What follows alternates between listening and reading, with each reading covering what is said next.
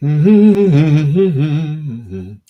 day, and hello. Welcome to Dan's Den Live number 23. We're on to number 23, and we're good to go. I had a really interesting breakfast this morning. I had vegetarian sausages and chili cheese bites because I had to make room in my freezer because my shopping list today was ridiculous. It was a ridiculous shop. Not only was it a ridiculous shop where I spent ridiculous amounts of money, it was a ridiculous shop because I went to the shop, got to the shop, got out of my car to go and shop, went to go get the trolley to go shop, and then realized I'd left my wallet at home. So I had to go home, pick up my wallet, go back to the shop, and then I had to queue longer because, of course, it's Wednesday, and Wednesday is the day in which priority shoppers get to do their priority shopping. And I'm not mad at that. It's just the fact that I turned up earlier so that I didn't have to queue as long. But I actually got in pretty good time. It took about 15 minutes to get in, so it's fine. And because I was in there, I thought, you know what? I'm just going to take it easy, relax, not rush myself. Because what am I rushing for? What am I rushing for, really? So I took it easy and relaxed with that. Now, what I'm doing right now is looking for a quiz because I thought of a topic, actually. I just had a conversation with one of my colleagues, and they made me think about what I want to talk about today. And so I'm going to look for a quiz that maybe answers these. But it's really hard because trying to find a quiz for this topic, it's annoying because I can't find ones with answers in them. Oh, it's frustrating. Right, okay, do you know what? We're just going to have to go back here because it's just a pain in the butt. It's just silly. So I'll go back here and I'll find one. But it is the subject I want to discuss because there's stuff going on right now, of course, around the world and blah, blah, blah, that is having a direct impact because of this. So I want to see if I can get a really good quiz on this. What's this one? This one looks interesting. Oh, these are just, no, this is, no. Why can't you just be simple and straightforward? Let's see what we've got. Come on. Nope, can't do that one. Never mind. Honestly, why do they have to be? Oh, no. These are all not it at all. These are all not it. Okay. Here we go. Okay. Yes. Okay. Oh, I don't know about that one. Okay. Let's try this one out. We'll give this one a go. I think there'll be probably a couple of questions I'll have to skip over because it's not going to be so much. But okay, I found one. Hi, Grace. I love it. I'm here. Welcome, Grace. Hello, Grace. How's it been? How you been? How's everything? How's life? Catch me up. I believe you were fixing stuff, weren't you? You were putting things together and fixing things and etc. So you're doing well. Are you okay? I swear, I don't know what it is, right? I'm going to start picking at my face, but my forehead is sore right there. In fact, to be fair, it used to be over here, but it's sore right there now. And I'm wondering if it's my hair rubbing on my head, but it can't be my hair rubbing on my head because I'm not rubbing my head lots. I don't know. I don't know. But you've been more decorating. Oh, yes, of course. So how's the move been and so on? Like, how's it all going? Because I'm guessing that's what you're doing. You built a bed, so well done. You built a bed, and I'm assuming the bed is well done and finished, and sturdy and firm, which is great. And then you're decorating. What are you decorating now? What have you been doing? I went for a run. Don't make me jealous, Grace, because I'm working out after this. After this is my workout time. I'm going to get to it. I'm not running at the moment, but I'm doing weights instead and some calisthenics. So yeah, how was the run? And how's the decoration? How's everything? Like, how is it all? Just fill me in on everything, Grace. I want to know everything. I don't know who's going to be here today because I got a but I was told yesterday from the guys that perhaps maybe they may not be here today, but we'll see. I know that my colleague I just spoke to said that they pop in, so I reckon like at 1:45 they're going to be here. But we'll see how it goes. Also, Grace, it's probably for the best you haven't been here last couple of days if you've had stuff to do. Because yesterday believe it or not, the live went on for nearly 2 hours. I think it was 1 hour and 50 minutes the live went on for. And then the day before that, it was like 1 hour and 40 or something. I don't know, but they've been going long, really long. And it's been great because it means that we've been having really good conversations. I think you were there for a whole conversation about ghosts and spirits and stuff. Then we had a whole conversation yesterday that went on for a long time about being yourself and understanding who you really are and things like that. So that was yesterday. But today is a different topic, and we'll be doing a quiz on it as well. We'll all learn together. We're all gonna learn together. Yes, we are, because we know that we can and we will. We're all in there together. Make your dreams come true. Thank you.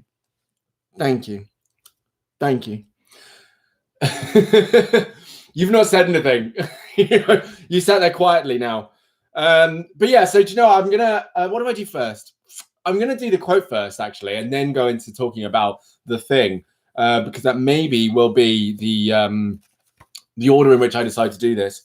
But here we go. Right, for you, Grace, this is going to be it. So now, instead of flicking through, I'm just going to open it at a random point. It's just that it always seems to open at the same page. Okay. Oh, I like this one. So here we go. This is anonymous, this quote. When you reach the roof, when you reach the end of your rope, tie a knot in it and hang on. Okay, that's actually not the quote that I saw when I first read it. I read roof and I thought that would be better, but it's rope. So here we go.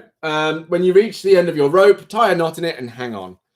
So I mean, immediately what my mind does, right, when I say that, is I go to this thing of like, you've got no more rope left. And I know that's the point, but it's like, no, but you've got no more rope left. Surely, what are you hanging on for? Hang on for what? Till there's more rope? I guess that's what they're saying. When you reach the end of the rope, hang on. But this is actually, I'll take it as it is. So that's a statement that I've said many times. And I think you may have heard me say this, Grace. I know other people have heard me say it, where when you go through bad times and you reach any sort of limit, the idea is that you sit in it. You want to sit in it. I don't say you must, but you want to sit in it, because what you're doing in that moment, whether you're comfortable with it or not, it's kind of accepting the fact that that's where you are and building the resilience to that sensation. And actually, funny enough, yesterday we went on to that. We talked about things like, I don't think it was yesterday or another time, where we were talking about different people having different tolerances to stuff, different thresholds they can get to. Something that might bother one person may not bother another person, but either way, we all have a limit. And the idea is building up resilience to the things that we don't have the resilience for and tolerance for. So of course, what that says is, when you're going up a rope, climbing up a rope, and you come to the end, I don't really know what end, like where, I don't know what it means. I don't quite get it, but I guess also I think it's kind of like a full stop. You know, when you reach the end, put a full stop. It's the end of the sentence. Stop. Just stop. And then it says hang on and wait. So maybe like an ellipses, like 3 dots, you know, ... Just leave it there. There is more coming, but just leave it there for a second. Pause. Take a pause. Relax. You know, there's nothing going on. Just take it easy. You're at the end of the rope. Just deep breaths. It's fine. And I've always thought that would be, well, always, something that I needed to practice a long time growing up. But eventually I did get to grow up, and I did get to understand that was the point, is that when you're having a difficult time, you do just kind of go, this will pass. This will pass. But I've still got to sit here. I can't force my way through this, because otherwise what I'm doing is, what am I doing? I'm holding on to invisible rope. There is actually no rope. I'm kind of just flailing about without a rope, just like, oh, I need a rope. But there isn't a rope. So instead, I hold on to the rope and tie a knot in the end and wait for more rope. And also it kind of lets you know where you were at. Because otherwise, if you lose track of where you're at with the rope, then you don't know where you are on the rope, and then you're pulling on the rope again and you're thinking, damn, where was the end of this rope? I don't know. But if you stay at the end of the rope, then you're kind of getting comfortable being at the end of the rope, and then more rope comes along eventually. I mean, I'm embellishing on this quote because I think you get it, but at the same time, like, I didn't like that one. I didn't like that. I didn't like that quote. That's not it. I think it's just a case of sit in your feelings, sit in your emotions, and wait. Hello, Veronica. Here we go. And interesting. Look at that.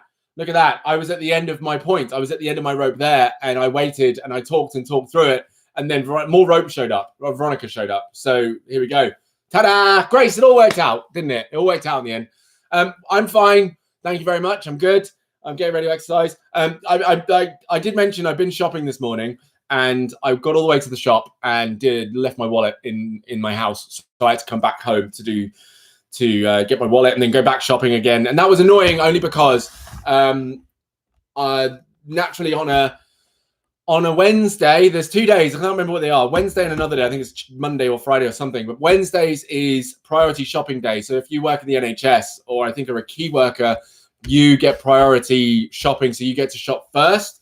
And I was aware of that. That's absolutely fine. No problem with that. But it means that if you are not a priority shopper, that you have to wait for all the priority shoppers to do their bit. And so I wanted to get there earlier so I could queue up earlier so that I could be in earlier and get out earlier. But no, I left my wallet at home, had to go home, get my wallet. And of course, by the time I got back, the queue was nearly twice as long. And I was like, well, here we go. But I got into the shop fine. Like the queue actually moved really quickly. So I wasn't really complaining. And I spent far too much money on shopping. Far too much. Bad. So yeah. Right, so what did Grace say? I was naughty and went to see my nan yesterday, went through the back gate and sat at the other end of the garden and spoke to her, taught her how to online shop. That's cool. That's nice. That's nice. Oh yeah, wait, hang on. Who was it who went to visit their friend? Was it you, Veronica? It was you, wasn't it, Veronica? You went to see your friend. How was it? Were they all right? Are they doing well? They okay? They're all right? Yeah. It's nice that you were able to do that as well, Grace. I think that's really sweet that you're able to kind of sit opposite. There is... What was it? Yeah, so I'm actually going to talk about something COVID related, but it's not directly connected to COVID, but COVID is involved.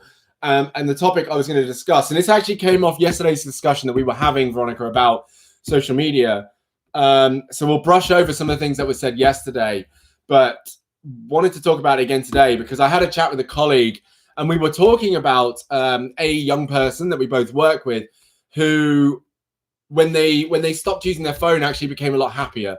And we were aware that because they were off their phone, not doing so much rubbish and consuming so much rubbish, that they became happier. So I actually thought, okay, let's actually discuss this because something has taken place out in the world that has actually been connected to social media. So I wanted to speak on that. But first, your comments.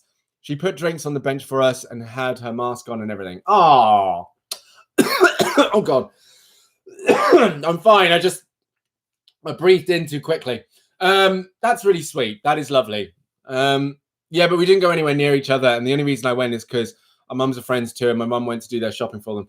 Oh, see, oh, that's nice. So oh, that's really cute. No, that's lovely. Yeah, you can take you shopping for them. Yeah. Yeah. What happened with my voice there? Yeah. Yeah.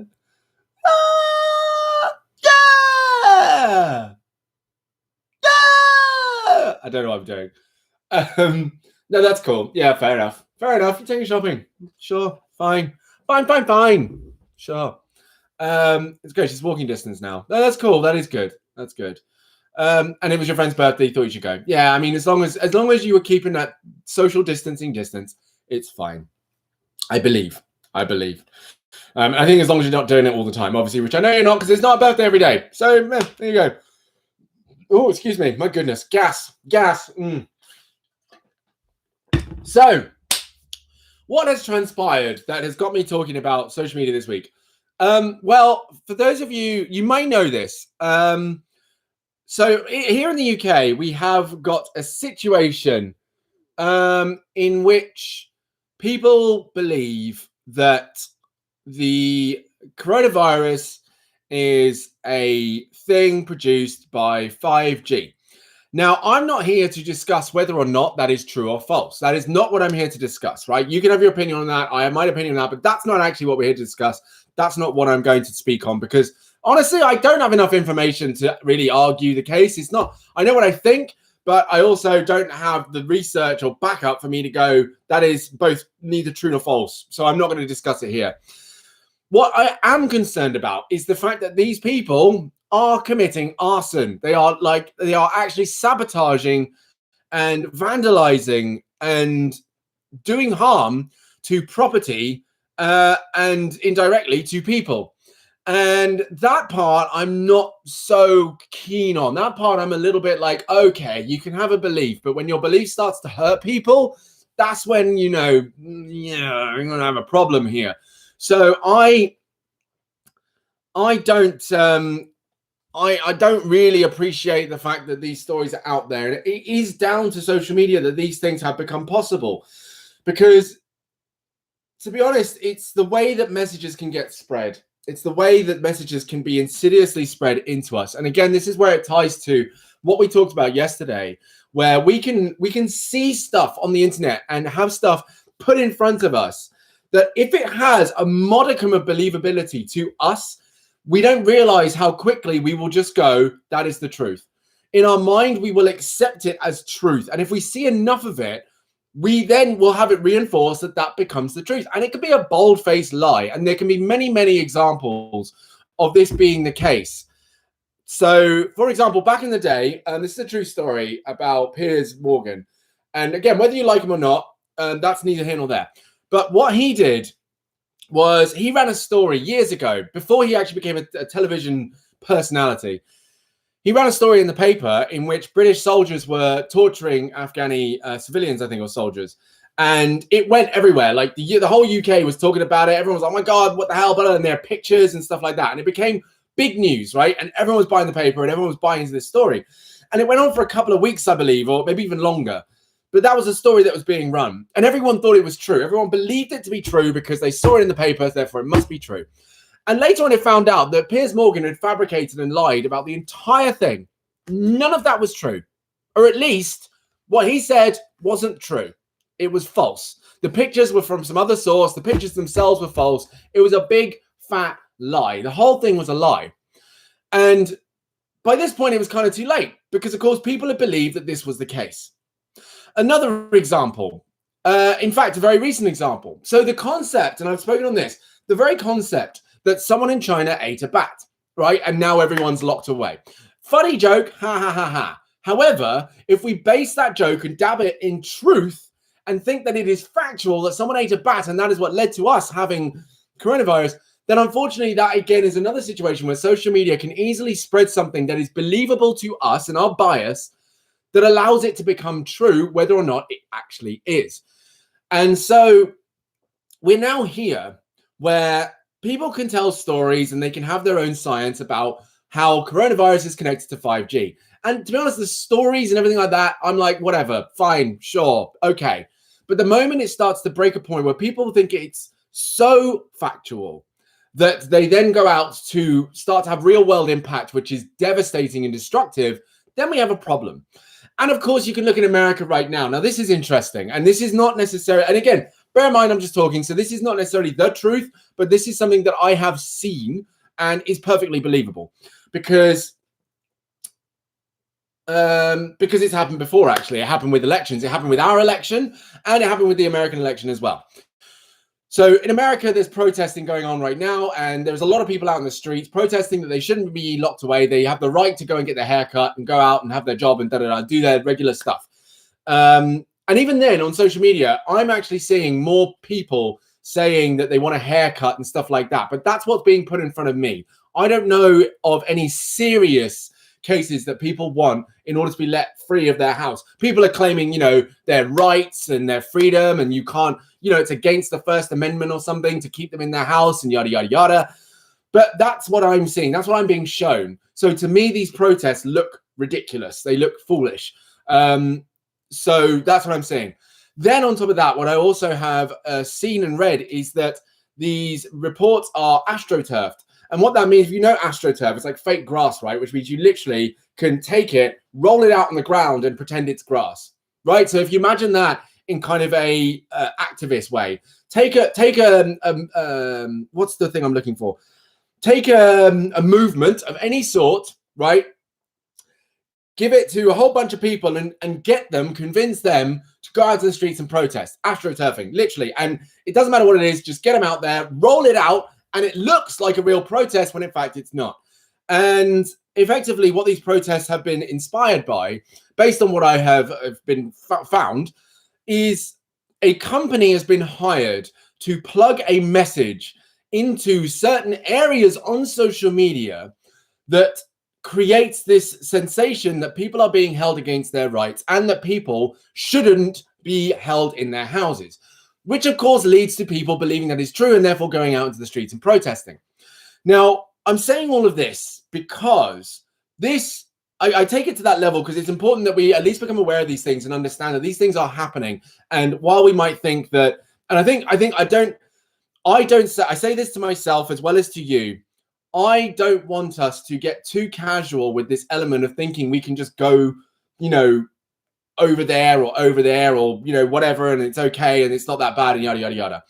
Because again, that leads to situations where we could end up, there's a risk right now with the USA. They might reopen, but they're likely to have another pandemic where they cannot lock down, which means not only will people be falling dead, they'll be falling dead at a ridiculous rate while everyone is still out of their houses going around their business, right? The same thing could happen here, in which if we aren't taking this seriously enough, of course, then what could happen is we are not going to end up going out. We will end up reopening up. And while we might still wear our masks, you might do some more social distancing and cleaning it more often, there is still that risk that it could spread again because we're all back out again. And I think that the reason that we might see it lax is maybe because we are understandably keeping away from the news. Understandably, we're not letting certain bits of seemingly conspiracy theorist stuff get to us. And so we're not seeing it for the seriousness that it is. Now, I'm not talking about you two, right? So bear in mind, I don't want you to feel guilty and be like, oh, but I only went to see my nan and I went to see my friend. I'm not talking about that, but I am saying that we've got to be careful about what we consume all the time. Because right now, particularly, it's very sensitive. For example, I missed a parcel delivery yesterday, right? And it arrived while I was doing a live video. It literally arrived while I was doing a live. So I missed it. And they would have knocked on the door. I wouldn't have heard it. And it could happen today again. Now, they left a note saying it's ready to be collected at the depot. And I was like, okay, I'll just go and get it. But it had a sticker on it. It had a sticker on it that said, this parcel can be redelivered. Now, this was those cards they put through the door when they miss you. Sorry, we missed you. It was an extra sticker on there saying, this is now at the depot. Please only collect it if it's essential. And it was for my partner. And I asked her, what could be delivered today that's essential? And she mentioned one thing that is essential, but she knows that's not it. She knows it's something else. So I'm like, right. But I was still thinking to myself, well, I'm going shopping. I might as well go and get it. I might as well go to Royal Mail and get it. But I thought to myself, no, this is it. This is exactly it. It's that thing where I think one minor infraction of my social distancing practice, my practice of healthcare and general health for me and the people around me, just one minor infraction won't make a difference.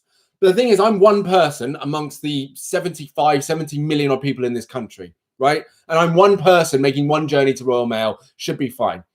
But then when you actually go outside your house and you look around and you see how many people are actually taking, perhaps they're doing that one bit of exercise outside, they're going for that walk or whatever, or they are indeed taking that one minor journey. I don't know, it means nothing. I'm just going to go over there. It's fine. I'm just going to go over there. But when millions of people are doing that at the same time, it's not really having that impact. It's not really doing the thing. In fact, I saw in the news that a couple from Bristol were caught 150 miles from their house because they were going to look at a puppy. They were pulled over on the side of the road. Where are you going? What's going on? Oh, we're just going to go look at a puppy. That is not essential travel, right? Not essential travel. I believe actually, and this is probably to make you guys, I hope you're not feeling bad about what I'm saying. Please let me know, because I think that there are some certain circumstances where, so I've heard today that actually in certain circumstances, if you are in dispute with someone in your house, or if you are, in a bad place with someone in your house, you are actually allowed to go and stay with a friend because it's safer, which is great. I think it's a really great rule to have, because the idea that people are in situations where they've fallen out with their housemate or fallen out with their mum or sister or whatever, they are actually allowed to go and see other people and stay with them for a few days. But of course, that doesn't mean you go over there every day and you go back home and stay at home. The idea is that you go there and you sleep there and you stay there. That's the point. So I think in that regard, you guys doing that, possible, fine, as long as it's not like every day or every other day or something, like twice a week, once every so often, like really, really rare. And social media has a play here. Because I was even talking to my sister about it this morning as well. Even if we are aware of ourselves, even if we are aware of how we feel about ourselves, if we're in tune with our emotions, our trigger points, even if we view something on social media that doesn't really sit with us right, it's less effort to just scroll past it than it is to unfollow it, of course. So we're just going to scroll past it. Now, that means we're likely to see it again. that means we're likely to see it again and again and again, because we can't bother to unfollow it, because we're just like, just scroll past it, don't look at it, whatever, just keep scrolling, as they say. Oh, just keep scrolling, don't unfollow it, which means we're still going to see it, and it still is going to have an impact on us. So it's very important that when we're doing any kind of self-care work, particularly when it comes to social media, that we really, really take action on what we are looking at and how we're looking at it. Hey, Lucy, what's going on? Hello. Hang on. How have you joined and yet someone else has left? Who's still in the room? Who's here? Because Grace and Veronica, you should be here, and Lucy should be here. I've got 3 people watching, and I'm one of them. So what's going on? Hey, who's here? Who's not here? Someone's gone. And so, even when we're aware and we're conscious, does anyone hold their breath? Do you know what's funny? Actually, I did that. I'm not even joking. I did that in the supermarket today. I did. Because what was it? Why was it? Yeah, that's right. Because well, I don't know if any of you've been shopping lately, but I know Asda. Asda's where I shop because it's a nice big one and I can get everything I need in there all in one go. But Asda has the one-way system, a snake system. You go up at one aisle, down the other, up one aisle, down the other. And I follow that because I'm like, well, someone has taken the time to figure this process out. Someone else has taken the time to put the stickers down the ground. So it only makes sense in the sense of our safety and health that we follow the lines and follow it. But as Lucy just said, yes, people are rude and they're not following the arrows. And it sounds petty, but I'm just like, in the times where people are wearing face masks, people are putting on gloves, you're not even allowed to touch something. Well, technically, you should not. And there's instructions on the signs at supermarkets. You should not be picking stuff up to look at it and put it back again. You look at it with your eyes and decide whether or not you're going to pick it up. Because the moment you touched it, technically, it's yours now. It's like you break it, you buy it. It's exactly the same thing. You break, you buy, you pick up, you purchase. Pick up, you purchase. That's it. Hey, Twigsy, what's up? So you pick up, you purchase. But yes, people aren't doing that. People aren't following the rules. They're not following the arrows. They're picking stuff up, looking at it like, oh, what's the fat content on this cheese? Oh, I think I'll get it. Thank you. Oh, actually, no, I decided I don't want that cheese. Let me get reduced fat. What's the fat content in this? Oh, you know what? I fancy some red Leicester. Let's go for some red Leicester. Yes. Oh, lovely. Mozzarella. Let's see. Oh, no, not mozzarella. I meant feta. Let me get some. Oh, dear. That's what they're doing. You know what I mean? No, we're not doing it. We're not doing it, people. So, yeah. No, that's not great. So, sorry. Yeah, but even when we're conscious, going back to social media, even when we're conscious, it is a task for us to make sure that what we consume and what we see is actually good for us, because it's so easy. And actually, this is a conversation I had with a student about this. Social media will give us and show us what we think we want to see. However, social media it's not listening to us in the way that it thinks it's listening to us, right? But social media, what it will do is it will only look at what you've looked at before. And also, here's the thing. This is another trick, right? You can follow, and my Instagram's doing this at the moment, and it's actually, I've realized my Instagram's doing this at the moment. I follow loads and loads of mental health professionals, therapists, coaches, well-being experts, all these people on my Instagram. But you know what comes up on my Instagram? Memes and comics. Why? Because Instagram knows that I'll see a post from like a do-gooder, a therapist, and I will look at it for a second and go, cool, and scroll on. But show me a meme or a comic and I will pause for about 3 or 4 seconds, or like 5 seconds, and I'll stay with it. So what Instagram notices is that actually, what is it? So I'm reading your comment, Twigsy. So actually what Instagram's thinking is, oh, you followed this person, but actually what you're really interested in is this stuff. So I'm just going to show you this stuff. Like, I know you're following them, but I recognize that you're stopping on this material. So I'm going to show you this material more. So even when you follow people that you are interested in, follow people that you like, it still listens more to your actual behavior. And that is what needs to be put in check. Social media is incredibly smart, smarter than we are, because it can outsmart us by actually listening to what we're not listening to and give us what we don't realize we're asking for. And that's what social media, that's the trick. That is the trick of social media. YouTube does it. Instagram does it. I don't know how Snapchat works, but every platform does this. It is a known format of social media. I'm not going to show you what you've told me to show you. I'm going to show you what you look at, whether it's what you follow or not. And so you've really got to be careful. You've really got to watch what you consume, because that is how you end up in a trap. That's how you can rejig all of the people you follow. You can change all of your subscribers. You could change your entire social media platform. But if you keep watching the same stuff, it's going to keep showing you the same stuff. And so you could end up in a place where you even double bluffed yourself, where you think, oh, well, I've done a whole social media cleanup. So actually now what I should be consuming is going to be really good for me. But before you know it, you're almost back in that same system again. You're like, why is it showing me this again? And you won't realize it's because you watched 1 or 2 videos a while back on that thing. And here it is. It's back. Social media, yeah. And that's why I think it's important that we switch ourselves on a lot better and ask ourselves truly, if we want to look at memes, what kind of memes do we want to look at? Because there can be jokes made that are not offensive. There can be jokes made that are not harmful. And they can be funny. They can be funny, people. So we can find those, right? Then we can find comics that are not offensive and not ridiculous, right? Then we can find, again, like well-being pages. We can find inspirational people who aren't making us feel bad about ourselves, and we can follow them. And actually, if we really want to be hard on it, we can go through every single person that we follow. And I think, Twigsy, you said this. Veronica, you said this. You delete as many followers as you can, or followings, whatever, as you can, that even have a glimpse of any sort of, triggering stuff for you. I deleted a meme page that I really liked and thought it was really funny and great, and they really did make me laugh. Something I shared with my partner. I was like, this is hilarious, really relatable. But every now and then they posted some really gender orientated jokes that weren't funny, like sexist jokes, basically. Some of the gender orientated, but just not funny. And I just thought, this ain't it. I don't want to follow someone who does this. I'll find a place where memes are just pure silliness and they're not at the expense of someone.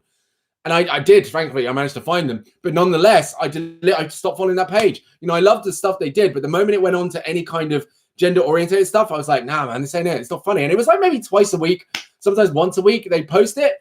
And I'd just be like, this is weak. So I deleted them. I found something else that was pure. And it can be done. It can be. Remember I said yesterday about how we have silos of our lives. And sometimes we have to leave our silo of our life and our world in order to discover more out there that can become part of the silo in which we live, right? Join other people's silos, you see? So, yeah. Right, I'm going to go to the comments because I realize I have not read any of these for a while. So yeah, Grace, talking about holding our breath. Absolutely. Lucy, you don't smell. So Twigsy said, yeah, I agree. I actually commented on a video yesterday about social media influencing. What did you say about it, Twigsy? What was your point on it? How did you go about it? And what was the video about? Was it just information about influencers, or was it about, them being bad or what? Lucy says, I've come off social media, enjoying being me again, dipping into things I want now, instead of being led by the nose by FB. Yeah, exactly. Yeah, social media controls us really easily. And I'm saying this not as someone who has control over social media. I'm saying this as someone who's very aware that I am also vulnerable and susceptible to social media. So as long as we're aware, it's a TikTok video. I'll go find the comment. Okay, cool. I think this is it, though. And this is what we've got to be. This is another thing, though, Twigsy, in regards to what you've said. So social media influencers. I have absolutely no beef with social media influencers. I don't. I have nothing. I think there's nothing intrinsically wrong with what they're doing. Personally, I don't think there is.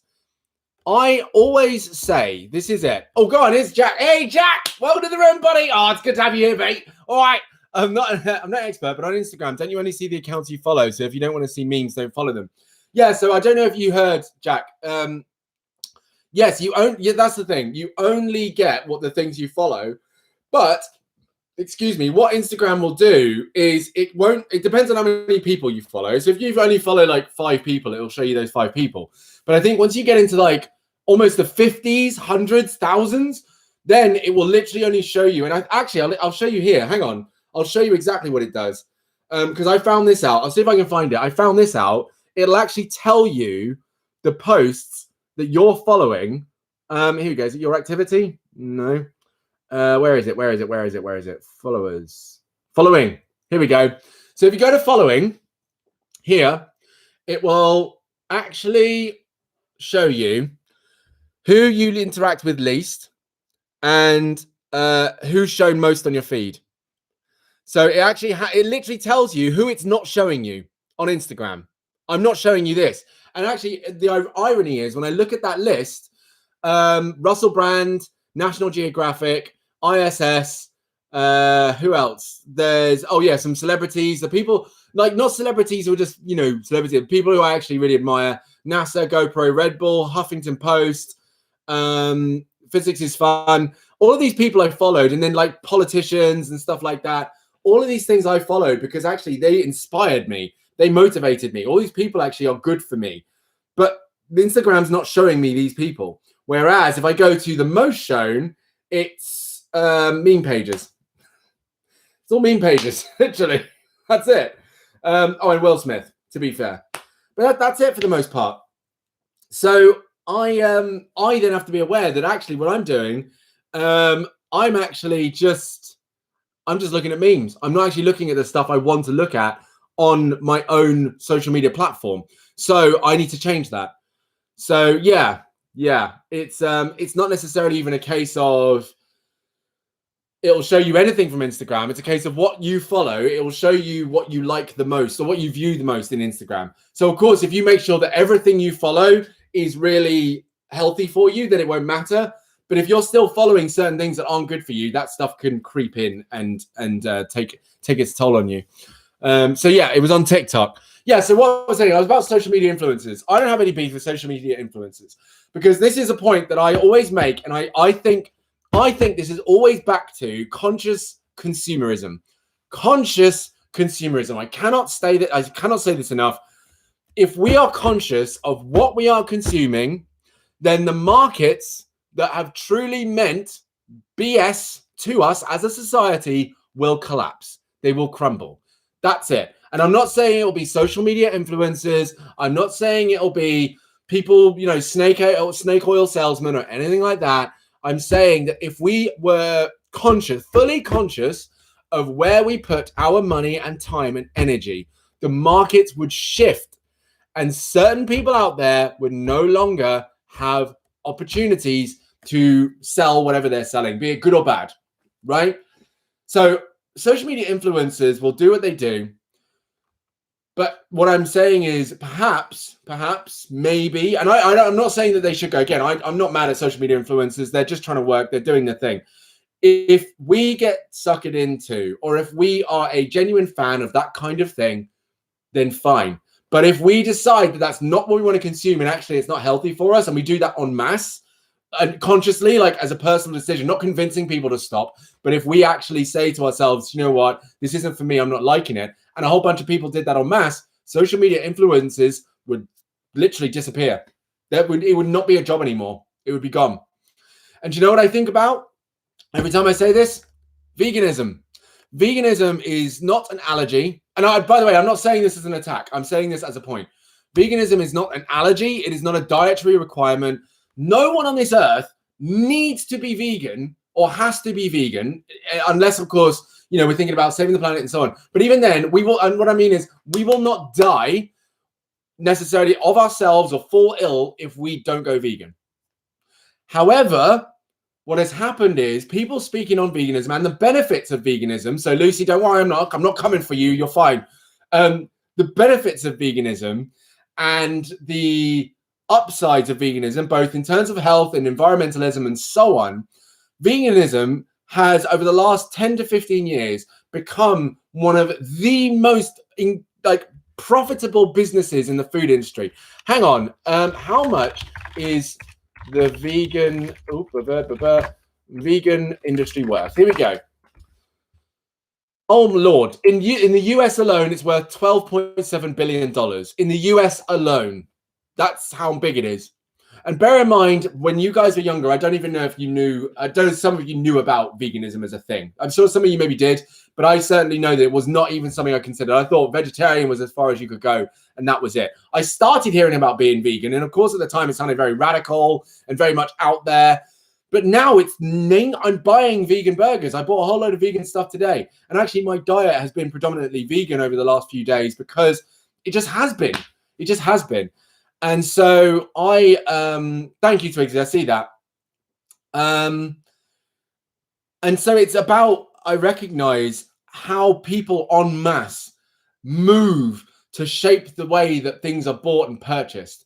I'm sure the food industry as a whole has changed because of veganism, and that's great. That's a great thing. But it's the same for all other things, right? Same for all other things.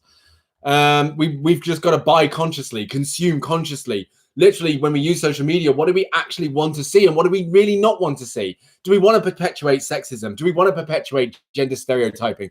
Do we want to perpetuate stereotyping at all? Because if the answer is no, then the moment any meme page or anyone does it, just literally like, bye, see you later, taking my attention elsewhere, not doing it, not doing it. So let's catch up with the comments because these are all here. So yeah, so this was the copied and paste comment, Twigsy. I love these videos because it's fun to watch these TikToks and make jokes and stuff. But at the same time, these videos are kind of bad for people. I've learned through personal experience that it's really easy to get influenced by compilation videos like this. When I say influencing, I don't mean people are intentionally trying to influence you. I mean, it's extremely easy to watch something addictive like TikToks and start believing you're the same way or get sucked into the algorithm. Correct. Because I'm on TikTok and exactly the same thing happened to me. I'm not in any way saying these videos are bad or they should not be made. I actually love these TikTok compilations. I'm just saying I would like people to try and be aware of what they're watching and how it affects them, since I've been through some very big personal struggles because I never took a step back to make myself aware of how things affect me. Bravo, bravo, yes, yes. So that's absolutely it. That's absolutely it. You're posting a comment on social media. It was an LGBT TikTok video. Shared it because Dan wanted to see it. No, that's fine, Twigsy. Don't worry. You're spamming anything. That's a very good point. So, Jackson, I still understand, Twigs. How are you not conscious of what you're watching? You can see it. You know what you're watching. So, no, Jack. So, Jack, I'm going to jump in here, and I'm going to say it's not that straightforward. It's not that black and white, right? It's not that black and white. You can be aware of what you're looking at. Like, for example, you can watch. I'll break it down like this. And actually, I'm going to go back to talking about some of the things that I talked about before. You can watch EastEnders and be aware that you're watching EastEnders. You can watch EastEnders and be aware that you're watching, relationships break down. You can watch EastEnders and be aware that you're watching homophobia take place. You can watch EastEnders and be aware that you're watching domestic violence take place. But what you cannot be aware of, unless you are fully aware of it, is how it is actually impacting you. And that is what Twigsy's talking about. You can be aware of what you're watching. You can say, oh, yes, there's sex on TV. Oh, yes, there's drugs on TV. Oh, yes, there's someone drunk on TV. Oh, yes, there's someone getting beaten up on TV. Oh, yes, there's someone getting shot on TV. You can absolutely be aware of that and be conscious of that. But what we're talking about here is actually asking yourself, how is that impacting me? That's the question. That's the important part. Thanks for coming, Lucy. See you later. Bye, boss. Everyone say bye, boss. Say bye, boss. Bye, boss. See ya. And that's it. That's got to be it. I think, of course, as long as you're answering it and you're answering it carefully, and you're not just going, oh, this isn't going to impact me. I'm going to be fine. Trust me, it's never that straightforward. Everything we experience will impact us in some way, right? So it's not as straightforward as going, oh, I'm watching someone get shot. It's fine. I'm used to this. Because actually, that's it. You've gotten used to violence on television. Now, that desensitization can have many different impacts and, of course, can only increase chances of certain behaviors coming to fruition. And I'm not saying even violent ones. I'm saying certain behaviors coming to fruition. So it's really being conscious. And when I say this, and when Twigsy's saying this, it's not just a case of sitting there and not seeing what. There you go. Oh yeah. So actually, Jack, what I'm going to do.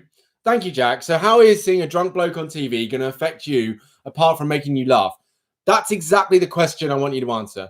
How do you think seeing a drunk person on TV will impact you aside from making you laugh? What do you think could be the offset? Because that's exactly the question that needs to be answered, right? That is it. Because there's a full, I can actually go down a full road on that statement alone on how that can impact people. I really like that. It's so, I think, I don't want to sound any sanctimonious or holier than thou or anything like that. I think it's just a case of, again, well, no, to be fair, this is exactly what I learned. This is my study. This is my work. So I know immediately when you say that, I know the answer straight away, like that. I know exactly what the impacts are outside of laughing. Whereas, understandably, you either, haven't thought about it yet, but the answer's in there. It's just maybe not come out to fruition, or you genuinely don't know, which is why you're questioning, like, hey, I don't understand how this is going to impact me in any way, shape, or form. But trust, yeah, I know exactly. It doesn't just give me a chuckle. I'm not sure if you mean, but it will make kids want to drink alcohol. But personally, I hate drinking. I hate being drunk. The only stage I like is tipsy. Okay, fine. Sure. So you're thinking that what seeing a drunk bloke on TV is going to do is make you want to drink, right? You think that will be the only connection? Fair enough. Yeah, fair enough. I mean, actually, that is a thing, because, of course, if you think about it, the number of people underage who start, and the age at which people start drinking, and when I say drinking, I don't mean casually having a sip of wine. I mean drinking, like having full cans, having whole bottles, getting plastered off their face as young as, 12, 13, and then, going right the way through to 15, 16, by which point their tolerance level for alcohol could be quite high. And, of course, they could get alcoholism and really do themselves some serious harm before they've even reached past their teens. And that could be simply because the normalization of seeing a person drinking on television, maybe on as often as they do, God only knows where else they're going to see a person drunk. And of course, the more they see it, the more normalized it becomes. So there's a connection there. Yeah, the person is more likely probably to drink alcohol because of the way it's normalized. Certainly in the way it's presented, right? In the way it's presented. So what else? I mean, what else do you reckon?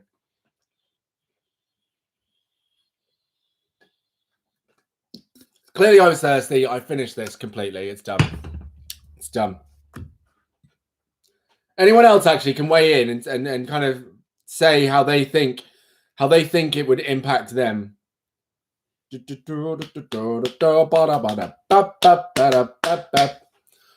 Anyone else got to weigh in? Because actually, we could play a game on this another time. In fact, this could. Do you know what? Jack, thank you again. The reason I'm so happy that you're here, Jack, is you always add, as you all do, you always add to this. And I think because Twigsy does, Veronica does, Grace does, and I think just having you here as well as someone who adds to this, it just means that it gives us meat, gives it meat, more meat. It's great. So there you go. That's the only thing I can think it would affect you. Okay. So what I might do is I might play a little game when we're all here before the quiz and say, what do we think some of the offsets of said experience are, right? And we'll go through that. So before I explore this further, Jack, I'm going to say I grew up around the time where beating your child was a thing that you did, right? I'm sure it still happens today. I'm very confident it still happens today, but I know it happens less so than it used to. So growing up, me and my siblings would get hit by our parents. And we grew up and we got to a point where we were like, that doesn't affect us. Like, no, it doesn't have any impact on us. Like, I got beaten up and it's fine. Like, my mum would hit me and it'd be absolutely fine. And I know so many people would say this. But the thing is, we would need, in order for us to know that we were fine, we would need to compare it to how we would have grown up if we weren't beaten. And of course, we cannot. We cannot know. So the first step is we have no idea whether or not we are fine because we were beaten up as kids, right? So we can say that it didn't have an impact on us and it didn't affect us in any way. Then, funnily enough, the studies started coming out, and they're still coming out to this day, that the children who grew up, certainly now in my age group, who grew up with physical punishment are more likely to have developed traumatic symptoms, such as symptoms connected to ADHD, symptoms connected to memory loss, symptoms connected to nail biting, symptoms connected to anxiety, symptoms connected to rebellion against authority, all of the, and they suddenly make a whole lot of sense. And these started coming out, and it turned out that actually beating a child, funnily enough, a fully grown adult going hell for leather on a child isn't healthy. But a whole generation of people thought that they were fine, that it didn't have an impact on them. They were fine. But yes, of course, a full-grown adult going hell for leather on a child is unhealthy. Who'd have guessed? So going to your point about how watching someone on TV drink alcohol has no impact on you. So first of all, we've got to consider the regularity in which this happens. You see it once, and maybe, I mean, it basically goes on a scale of chances of impact and regularity of viewing, right? The more you see something, the more likely that you are going to perpetuate that very behavior. Right? And of course, there's other little factors in there, but we'll go with that. So let's say you see someone on TV and they're drunk. Now, of course, it depends what they're doing when they're drunk. If they're drunk and it's funny, then of course, what happens is being drunk becomes funny. Now, being funny actually also gives a lot of lenience to a lot of things. We like people who are funny. We like comedy. We like things that make us laugh. And we will trump things that are funny over things that are not funny. So when you bring them together, interestingly enough, drunk people can do some very horrendous, horrible things. And what we will do is we will have been conditioned to believe that because they are drunk, it doesn't matter. Therefore, being drunk equals funny. Being drunk equals not bad. They can get away with things. They're just being drunk. It's fine. Now, when we talk about the things that people do when they are drunk, yes, we can think they stumble over, they fall about the place, they throw up and da-da-da. But they commit vandalism, they commit destruction of property, they get into fights and create a lot of GBH, gross bodily harm. They commit sexual assault, they commit verbal assault, they harm themselves. It actually costs the NHS a hell of a lot of money. Alcoholism costs the NHS a shit ton of money. In fact, hang on, wait a minute. So let's have a look. Budget of NHS. Let's see. 129 billion. Right, and it's expected to rise in 134 this year. Cost to NHS of alcohol. 3.9 billion. Wow, 3.9 billion a year on alcohol-related problems. And you could not connect that all to one person watching a person being drunk on TV. But it can, of course, be part of a system that normalizes and comedifies. That's not a word, but I've just made it up. Comicalizes a person being drunk. Now, that doesn't mean that we're not allowed to find being drunk funny. What it means is when we ask the question, how is this impacting me? That question forces us to discern the difference between a funny drunk when it's actually funny and a funny drunk when it's really, really not. And we can draw that line. For example, I could certainly think, because again, I worked in restaurants for so long. I remember I worked in a bar, this is in Lincoln, and a guy came in and he was so drunk that he actually had both his arms around his friends. Now, technically, I shouldn't have even let him in the building, but I was the only one working. It was a Tuesday night. It was very quiet. And there was no one else in. So 3 guys walk in. The middle guy he's so drunk that he can barely hold himself up, right? Now, they come in and they've ordered a drink. Now, I serve the 2 guys who are holding the other guy up, but I said to them, I'm not pouring a pint for this guy. He is too drunk, right? And that's a decision I have to make. Because, of course, I could say, oh, he's drunk, it's fine, let me give him another one. But actually, funny enough, when you serve someone who's clearly already drunk, you are liable. And it's thousands of pounds if you serve someone who's clearly already drunk, which is why when you're really drunk, they don't let you into bars and clubs. Because if you seem to be too drunk, they don't let you in. And that's it. Because they could end up paying thousands of pounds because you could mess some stuff up. So I didn't pour him a drink, and they got mad. They're like, "Oh, mate, come on, man! Like it's his last night here in England." And I was like, I didn't say I don't care, but I was like, I'm really sorry. Like he's so drunk. He's really drunk. And they said, mate, come on, he's going to be deployed. He's going out to like Iraq or Afghanistan or somewhere. He's going away, and he's got a wife and child at home. And again, what I was up to face with here. Right? It took me a couple of days to realize this. What I was up to face with was 2 guys who had allowed their friend to get that drunk the night before he was going to be deployed to war, apparently, when he had a wife and child at home. These are his priorities. That's his priority.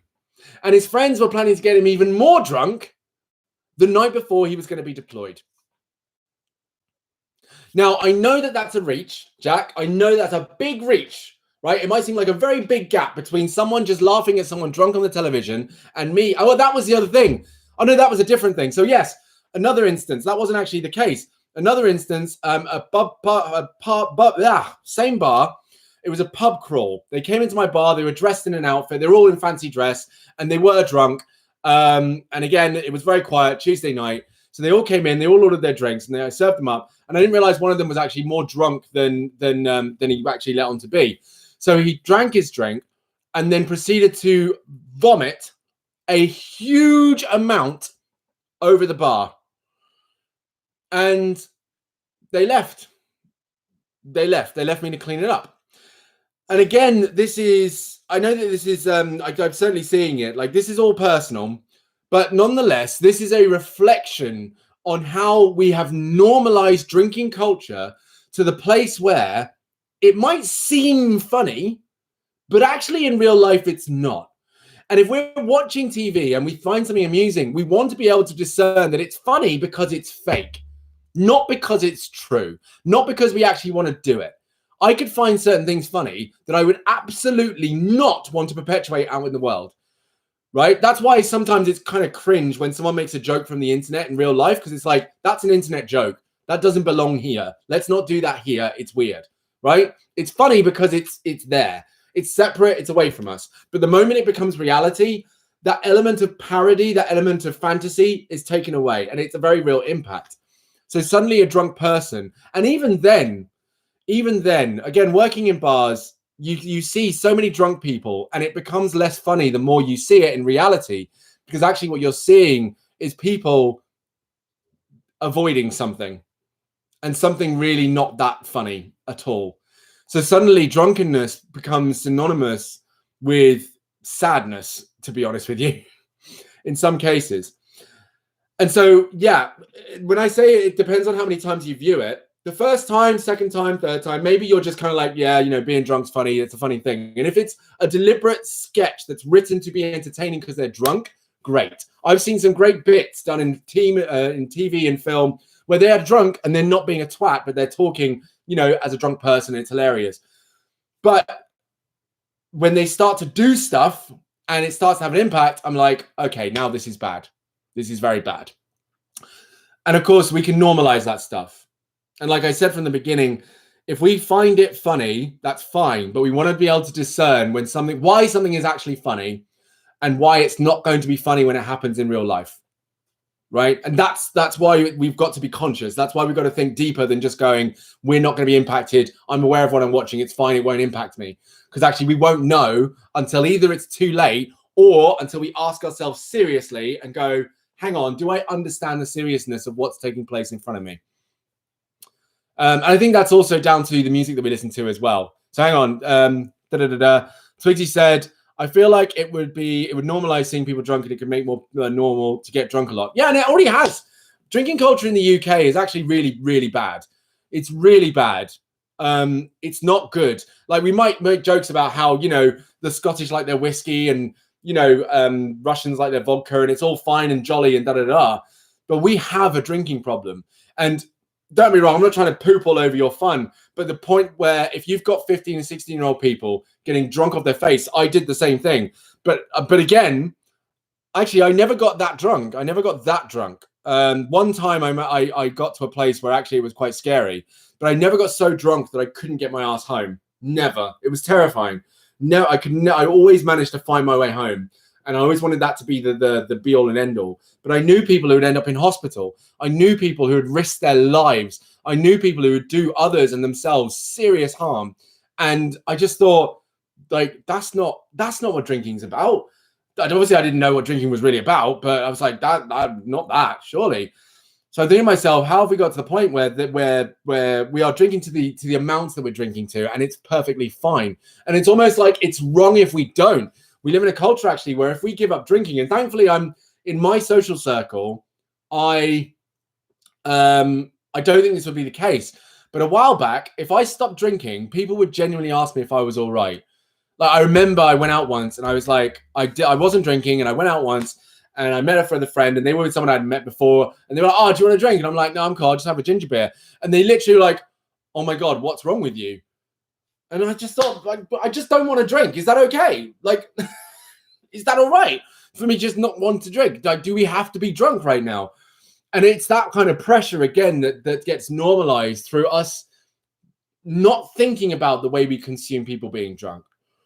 And that comes all the way back to social media influencers. It comes back to products that are put out in the world, things that we think like, I can't believe they're selling that, or I can't believe they're saying that. It's like, that's fine.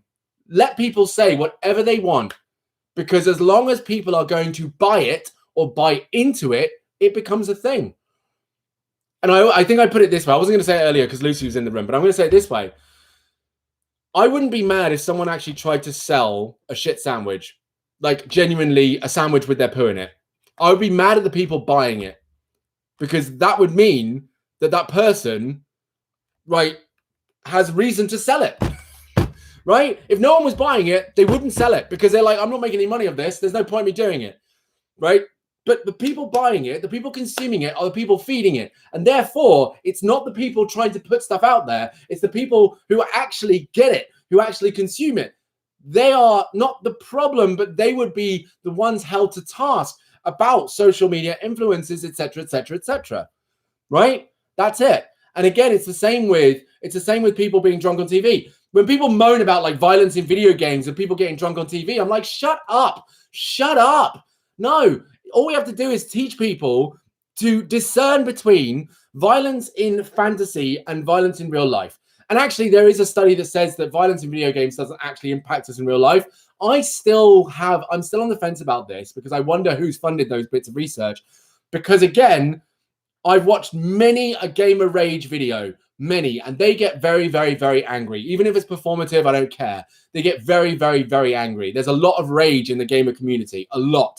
So I'm not about to sit back and go, oh, you know, yeah, because the study said blah, blah, blah. Because studies can say a whole lot of stuff if people pay them to say it. And it's happened before, so I'm not following it.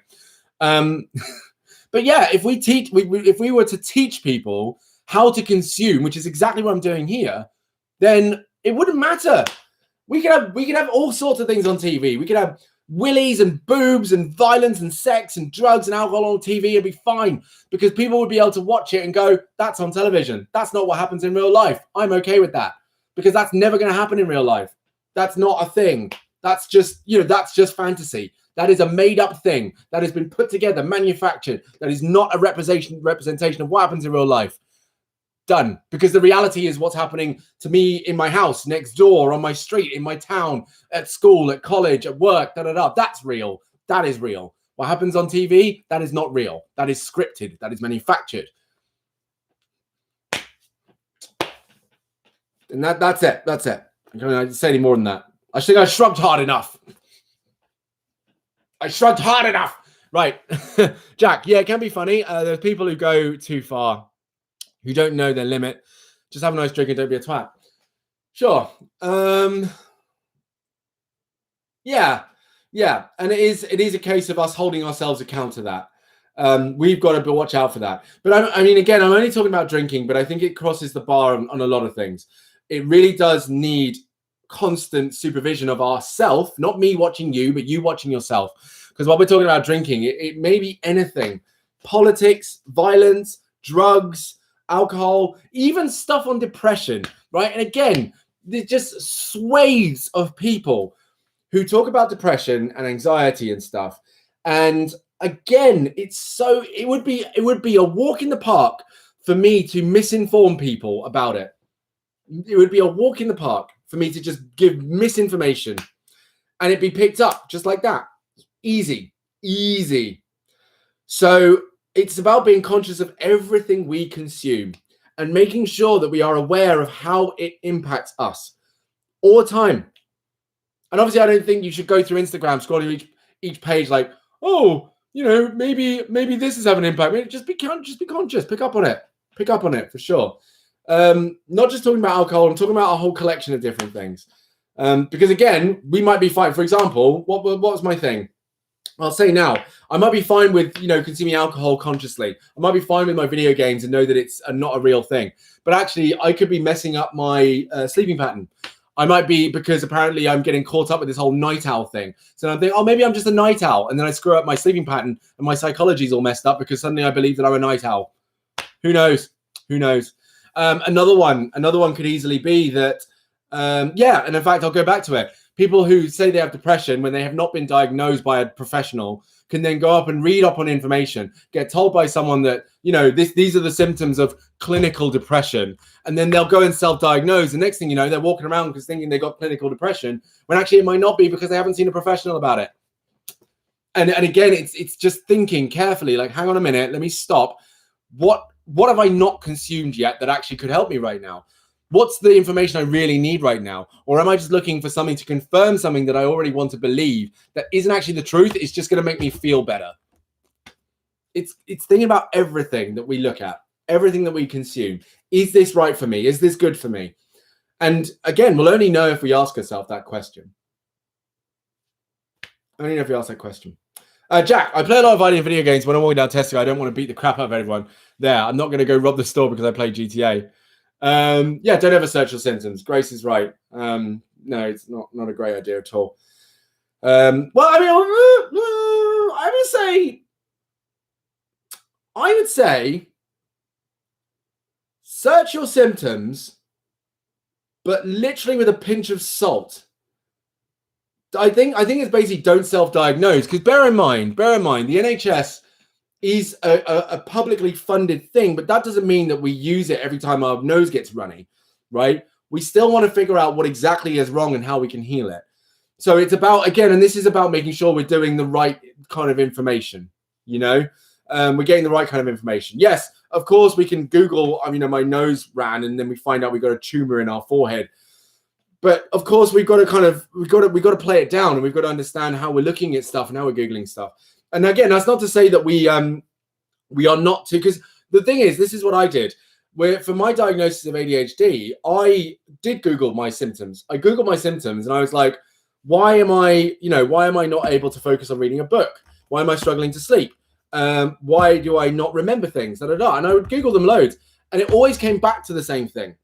But I went to the NHS. I went to the NHS and had them look at it, because I was like, I think this is what it is. So I'm going to go and find out if this is what it is. Because if it wasn't, and it was just a case of, I just need to get better sleep or whatever, then that's fine, right? But I needed to understand it first, because maybe a little bit of home remedy could do well. But when it gets to big stuff, if I'd gone out there and actually self-diagnosed with ADHD, then actually, I don't know how I would have handled it. To get a solid letter from a professional saying, yes, this is what you have, that physical representation meant something to me. Whereas I could still be out here acting like I've got it and not actually working on the symptoms, because there's this air of, oh, I don't know, maybe it is, maybe it isn't, and it doesn't get me into a place where I can heal. So I think you could do a bit of both. Certainly. But just, find like the NHS, find the trusted source. Call 111, dial them, speak to them. But don't ever search them. I think just take it with a pinch of salt. Don't believe that you've got, cancer just because you've got a twitchy eyelid, that kind of thing. And also, yeah, like you play a lot of video games, but when you're walking down Tesco's, you want to play. But the thing is, Jack, I think again, and I'm not disputing what you're saying. You're right. I think this is the way that people misunderstand the connection between violence in video games and violence in real life. It's down to our ability to empathize. It comes down to our ability to how we respond to violence and whether or not we see violence as okay. Now, this is having real impact out in the world, because what's happening is violence is taking place. And actually what we're losing is our sense of humanity, right? They don't need medical license. They wouldn't trust them anyway. Okay, fine. All right. Well, find somewhere you trust, basically. I think that's it. But make sure, again, it's trustworthy and you can trust them. So, yeah, find somewhere you can trust. I think it's not necessarily saying, oh, I see guns in video games, therefore I need a gun to go and shoot something. I don't think that's the connection that people make, because, no, 111 is not police. That's 999, Twigsy. Because it's also, no, it's how our brain processes violence and anger. And if we, this is just an example. If we normalize violence, then we normalize, for example, the base level of violence, which is screaming and shouting because we lost the game. And I'm not saying you do that, Jack. I'm just giving these as examples, right? Screaming and shouting in a game, verbally abusing someone, right? We can normalize that. We can normalize bullying, right? It's a form of violence. Absolutely. Oh wait, is 111? Oh God, hang on. I told you I could give him misinformation. Hang on a second. Yeah, no, 111's NHS. You're thinking of 101, I think. 101 is NHS number. 111 is here. It's got NHS. 111 police number. No, 101 is a non-emergency for police. 101, that's 101. 111 is the NHS. I thought so. Why are you always messing me up? 111 is NHS. 101 is the police. Come on, God, write this down. Yeah, seeing violence in videos. So we still got to ask what impact that has. If we get to a point, and bear in mind, when we think violence, we also can't just think violence is in physical violence, right? We can't think punching someone is the only form of violence or shooting someone. We can be violent verbally. We can be violent emotionally. We can be violent in many different ways. Manipulation, bullying, psychological, emotional blackmail, all these things are forms of violence, but we don't see it that way because we don't recognize that they are forms of violence, right? So what happens is we think, oh, I'm not shooting, so like you said, I'm not shooting someone in the supermarket. I'm not trying to shoot up a school, so games aren't impacting me. But are we showing appropriate amounts of empathy towards people who are being bullied? Are we showing appropriate amounts of empathy towards people who are bullying, people who are committing emotional blackmail? Are we manipulating people ourselves? Are we being foolhardy? Are we not considering other people? Are we, are we being in any way emotionally cut off to certain things? And literally the reason that we won't spot it is because we don't spot it, because we don't see it as violent, because we've been normalized to think that violence is bashing someone over the head or shooting someone in the face and not causing someone any sort of harm. And again, that's why I say it's really important for us to really dig deeper into these things, because yeah, if we don't discern that a game is a game and life is life, then what happens is the game will insidiously find its way into our life in a way where we don't show empathy for certain things. And again, this is exactly the same thing with porn. We know, everyone knows that porn is fake. Everyone knows that porn is fantasy. And yet still to this day, and this is a really sad fact I'm going to share, and it made me feel sick to my stomach, but it did not surprise me in the slightest, that 2/3 of women still experience violent sexual acts put upon them without consent, because guys don't seem to understand that porn is not reality. And they might know that it's not reality, but they might not be conscious of that, because then they'll go out and think that they can do these things. And even in the moment, they'll get caught up in all their nonsense and do it anyway. And just last year, a student had to break up with their boyfriend because they learned that what they were doing that they didn't want to do, they didn't realize that they could say no to that. So even then, we know, right? We know that things are fantasy and not real, but yet still we perpetuate these things in different ways. So it's not just about, I see it in a video game and I'm not doing exactly what I see in the video game in real life, therefore it's not impacting me. No. What are the impacts of seeing violence? What are the impacts of experiencing pornographic material? What are the impacts of consuming any sort of thing that has an impact on us? And look beyond the direct, they're doing this, I'm not doing this, it's not impacting me, because it's more than that. It's way more than that. So for example, porn addiction isn't just, and I'll share this one now because actually it's just fresh in my mind. Porn addiction isn't just about, not porn, it sounded bad, didn't it? Not addicted to porn. Porn addiction isn't just about thinking that you can do certain things in the bedroom, right? And getting away with certain things and treating your partner in a certain way. And I will take it away from men doing things to women because it does happen both ways, right? It's about physical expectations, of course. And it's about actually a standard of attraction. So if you're going to watch a certain type of porn for a certain amount of time, what happens is you only get conditioned to be aroused by that certain thing, which means a partner that could end up being absolutely perfect for you becomes less than perfect because they are not the ideal that has been nipped, tucked, sucked in, you know, in terms of surgery, and is then putting on a show for you. And so what you're going to want is for someone to constantly put on a show for you. And they won't, because again, that's not reality. That's not reality. And what it does is it has an impact on your ability to form relationships, your ability to form a realistic relationship, your ability to form realistic emotions in a realistic relationship.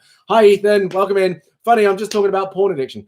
And these are all offsets of porn addiction. They're not. It's not just a case of, oh, I want to do this to you and I should be able to because I saw it in a video. No. It's about everything that you're consuming, right?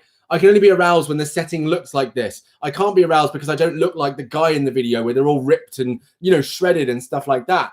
It can even have an impact on a guy's personal self-esteem in terms of, you know, their penis size and stuff like that. But again, all of that is so fake, but we'll allow that to impact us because we're not recognizing that all of that is manufactured and totally not real and nothing to do with reality. So again, we can say it doesn't impact me because I'm not doing that thing directly. But actually, we won't know until A, it's too late, or we dig deeper. We will not know. So I think it's not fair for us to. It's actually a disservice to ourselves and our development for us to disregard the impacts that anything could be having on us. It's really a disservice to ourselves by saying that's not impacting me. I'm totally fine. Because like I said, that's what an entire generation of people thought when they were carrying around the trauma of being beaten by their parents. So yeah, it's definitely something that needs to be looked in further. I will finish off the comments, but then I realize once again, thank you everyone. We've gone on for a while. Veronica, are you still here? Grace, you still here? Grace is still here. Yep. Jack, I can see you're still here. Definitely. Twigsy's still here. Ethan, did you go? Are you still here, Ethan? Because what we could do is have a big old quiz. We are about to have a big old quiz. A big old quiz. And what is it? It's going to be, I've got 25 questions, but I think some of them I'll have to skip because they may not work. What did you miss, Ethan? Mate, I'm sorry. I'd love to fill you in on everything going on in this chat, but I cannot. Literally I've been going. We've been talking now for an hour and 50 minutes, and to fill you in, I can't.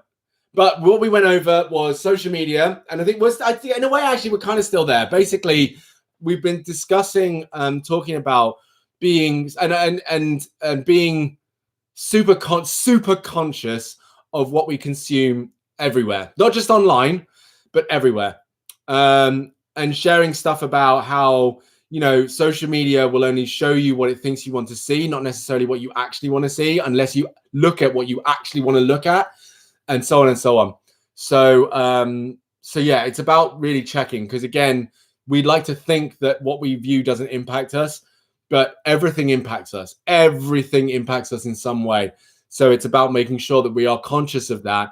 And it's not to say that we shouldn't watch it. It's more to say that as long as we're aware of the differences between what something is online or, you know, on TV and what happens in our real life, and being able to switch between those two things, then we'll be fine. Then at the same time, of course, it's being conscious of the fact that because everything impacts us, it's asking how something could impact us. And then once we are aware of how something could impact us, then we can choose to act differently. We can choose to act differently. Oh, look, what's going on here? Teams? Okay. What? I don't think I can condone this. I'm not sure I can allow teams. How are you going to team up? How's that going to work? I'll give you a fighting chance. Okay, look, no. Bear in mind, the quiz I'm doing today, because it's what we talked about, is a social media quiz, right? And it's not the kind of social media quiz you think it is. It's not like, oh, what app has the bird in its logo? No, it's not that. So I think actually you're all going to be given an equal fighting chance here because I'm not even going to give. It's not multiple choice. It's an open question. Yeah, and exactly for what Veronica said. How are you going to discuss it? I don't think you can. I don't think you can. So yeah. Oh,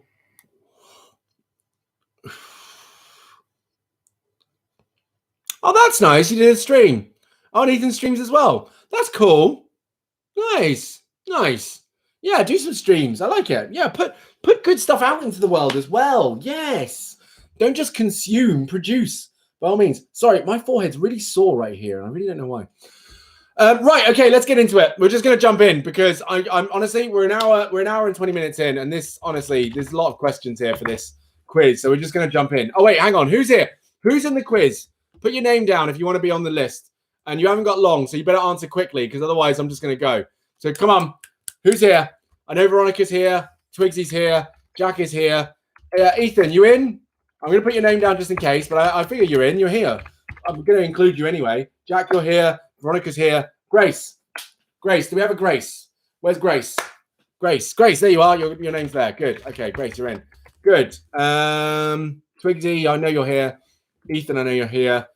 Oh, you can't do the quiz. All right, mate. No problem. You can listen in.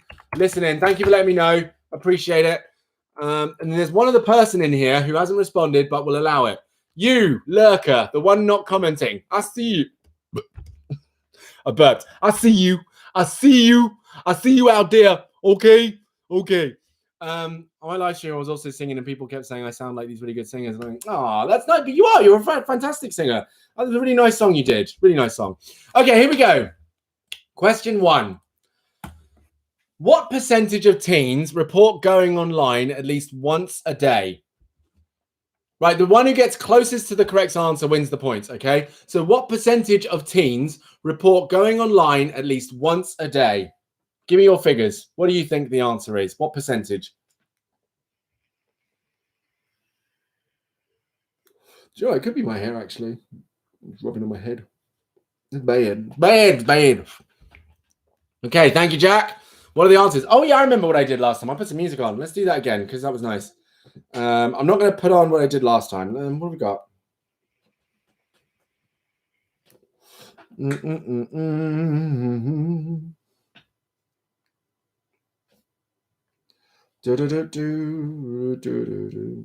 Oh, wait, hang on. Oh, hello.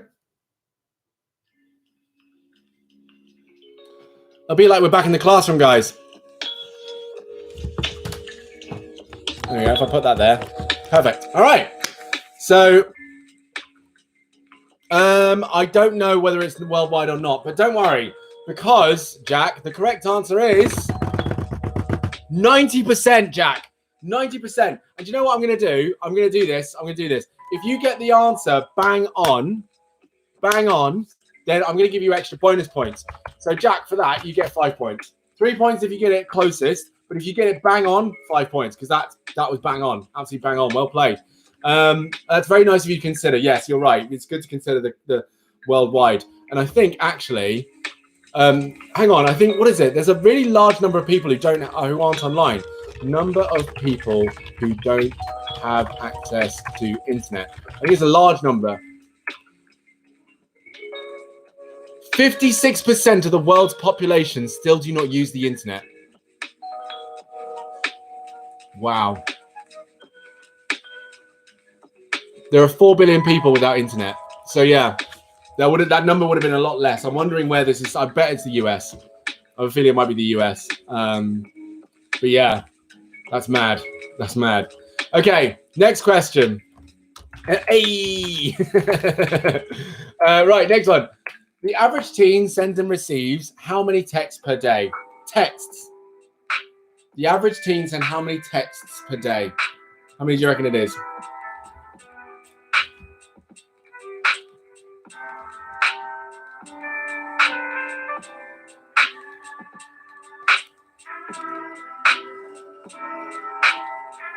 I might have to rush through this because I'm really thirsty and I've finished my water. Okay, Jack says 20, Grace says 25.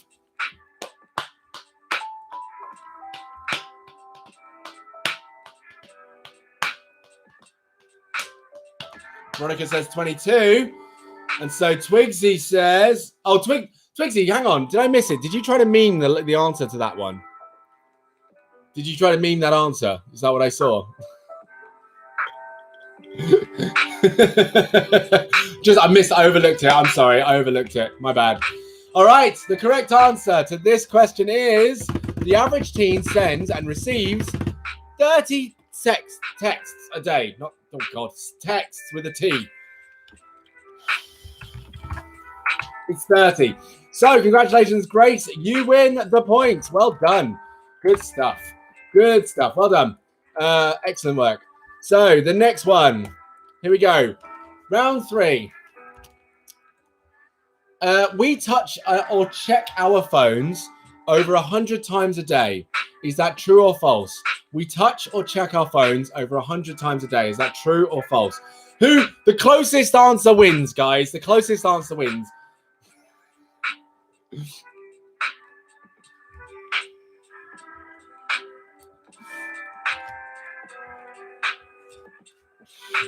So there's a whole 5 points up for grabs here. All right, so the answer is indeed true. Yes, it's true. Yeah, we do over 100 times. Absolutely. So that means 5 points for everyone. Well done, people. Good stuff. I'm not taking points off today. I can't bother. Too much maths, mate. Too much maths. Right, number 4. What percentage of teens use more than one of these social networks? Instagram or Snapchat? What percentage of teens uses more than one of these social networks? Instagram and Snapchat.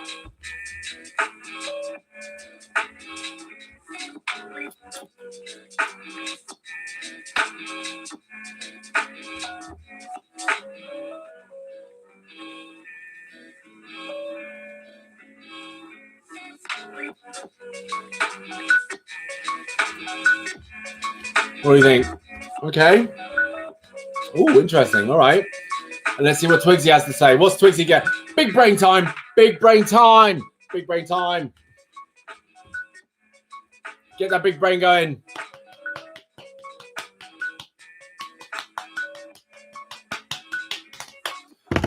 Okay, right. The answer is 70%. So the winner of this round is Jack. Well done, Jack. Good stuff. I love saying good stuff. Oh, hang on. When is it? Bear in mind. 1 second. Let me have a look. I'll need to check. 1 second, Ethan. Question 5. Right, I'll ask this question. I'm just having a look now, Ethan. Number 5. Girls are more likely to use Snapchat in comparison with boys. Is that true or false? Jack, I didn't give you those points. Boop. Okay, let's see. Oh, it's in half an hour, Ethan. It's in half an hour. So literally, when we're as soon as I'm done here, we jump on a call. It's then. So we gotta go. We gotta go, people. We got a conversation to have. Girls are more likely to use Snapchat in comparison with boys. True or false? Oh, congratulations to Veronica, Jack, and Twigsy. The answer is indeed true. Yes, they do. That's absolutely true.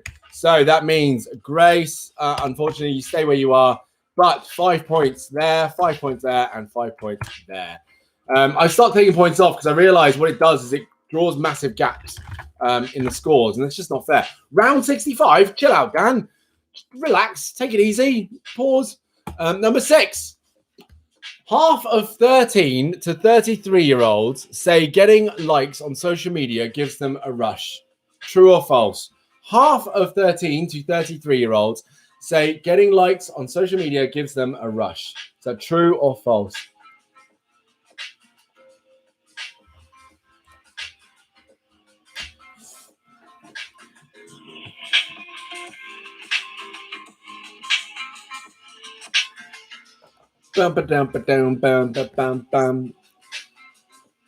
Jack, that's rude. Those little nerds with no lives. How dare you? How dare you? That's rude. So yes, that's true. It's all true. Absolutely. So 15. And then good. And I will say actually that sometimes, and particularly for social, some people, certainly social media influencers, and actually entrepreneurs and businesses, they need the likes. They do get the likes because for them, likes means exposure, and exposure means sales, and sales means money. So actually, it may not be a personal self-esteem thing. It actually could be the fact that the more likes they get, the more likely they are to make money.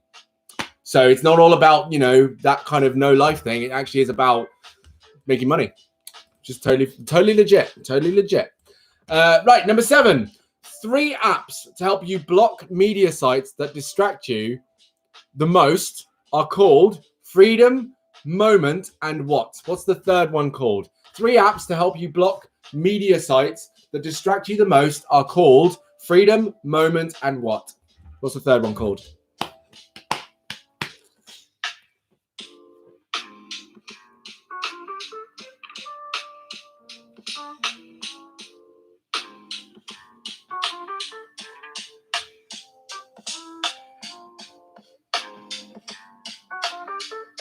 Scam.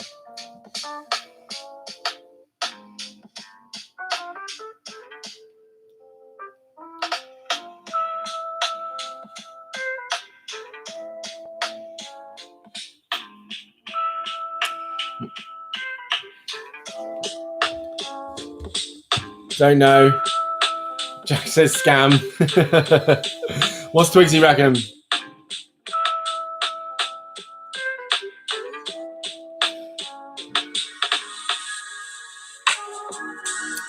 That's true, Twigsy. And you got, what was it, 860,000 views on a video? That's amazing. Really good. That is also honestly incredible. So what do you reckon, Twigsy?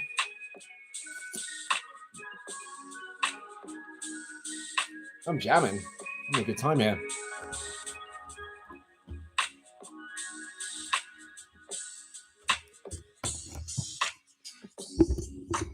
Sorry, I've just hit the mic. I'm just fixing my stuff here.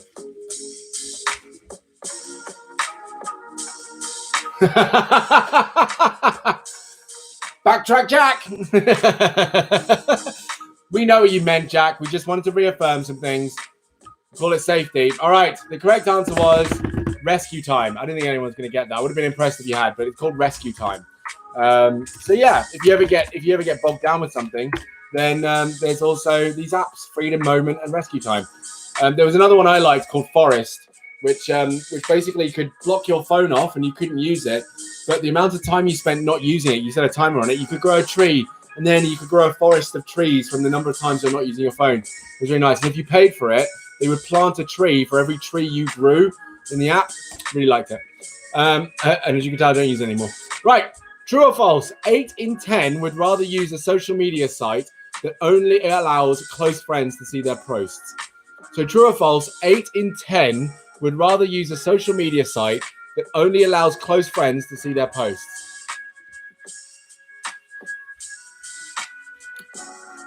Yeah, I thought it was. I nearly got confused. I nearly called it trees myself, to be honest with you.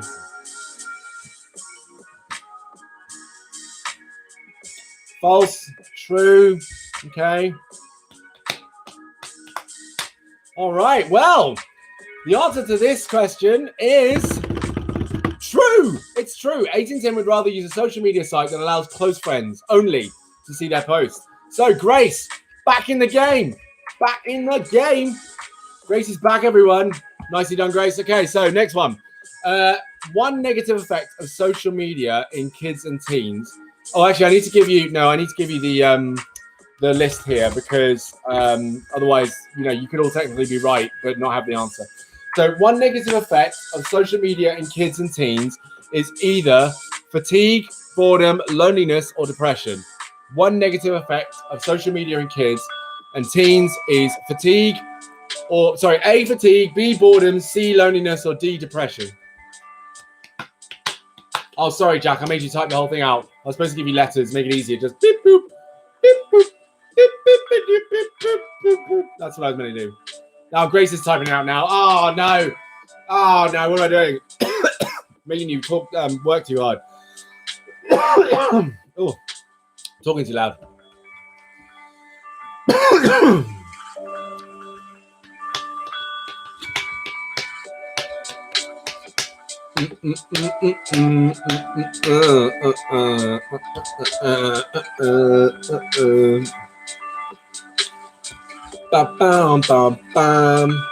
All right, cool. So indeed, yes, the answer is in fact depression. But Veronica, you're absolutely right. It could easily be all of them. And actually, technically, it is kind of all of them. So symptoms of social media addiction can indeed be fatigue, boredom and loneliness. But yeah, depression is the big one. It's the big D. Number 10, a social media influencer is... Go on, finish that sentence. A social media influencer is... Tell me what you... Give me your definition. You're going to get it right. In fact, let me maybe rephrase it a little bit. Let me see. What is the purpose of a social media influencer? That's the way. No, that's how I would ask you that question. What is the purpose of a social media influencer? Because if I say social media influencer is, you're likely to get that question right, but wrong because it's not what we were looking for. So the purpose of a social media influencer is what? What are they there to do?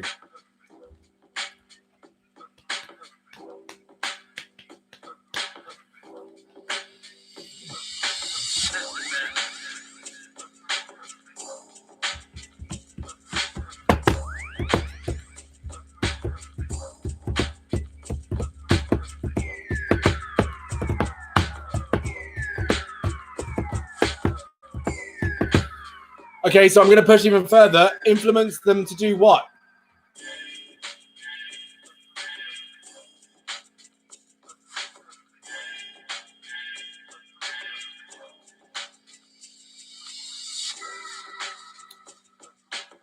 I'm going to give Grace and Jack a chance. It's not that you're wrong. It's just that you know, social media influencer is to influence, but that's like saying, how would I say it? The purpose of a driver is to drive, right? So, but what does that mean? What does that mean? I can't use the same word in the title and then expect that to be the definition. The social media influencer is to influence, yes, but what?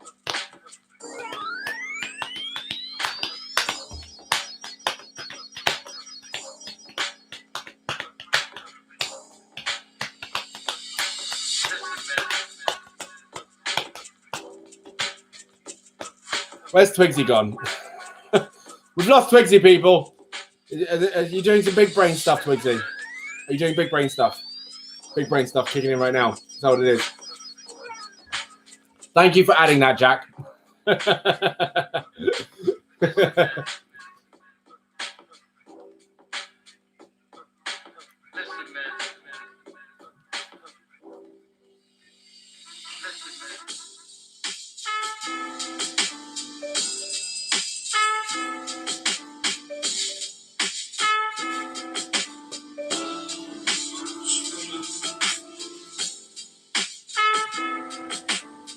Oh, excuse me. Sorry. My goodness me.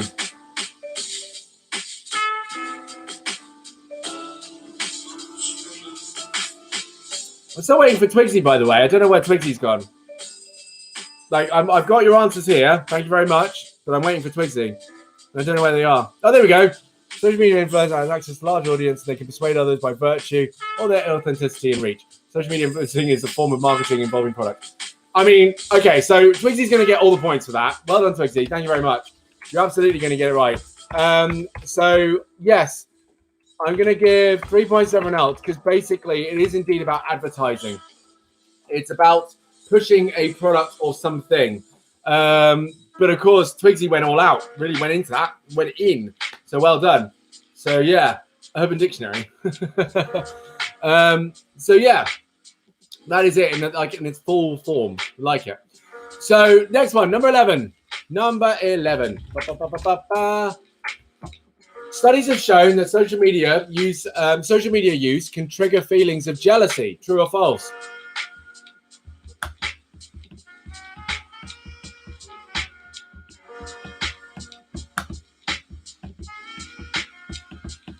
Nicely done, Veronica. Indeed, indeed.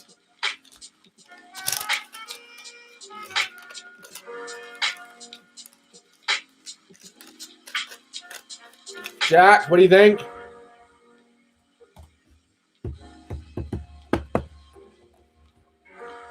Okay, cool. The answer is, of course, true. Of course, it's going to trigger senses of jealousy. Absolutely. Whenever I see The Rock post pictures of his cheat day meals, I'm absolutely bitter. I'm like, come on, man. I want to eat too. Give me some food. I'm starving, and I do get very jealous, and it's not fair. The next one, number 12. This is the one I'm going to skip. I'm not going to do number 12 because you won't know the answer. It says last week we celebrated, but this one was made. Hang on, this one was made 2 years ago. So, I don't know. Right, here we go. Before posting online, we should use the acronym THINK. The T means what?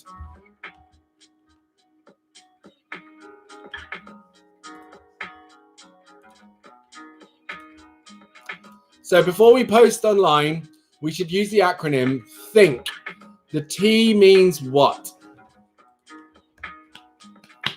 There are quite a few, but what I'm going to do is actually I'm going to get to this. I'm going to do the next 5 and then be done. Because basically now they're going to ask for every word. In fact, well, no, do you know what I'll do? Hang on, here we go. So, so there's an acronym for THINK, right? And obviously that means that every letter is actually a word to do with posting online. And the term is THINK. So the last thing I want you to do is I want you to guess what each letter stands for in regards to posting online, right? So what do you think are the letters that help you figure out, what you should do before you post online?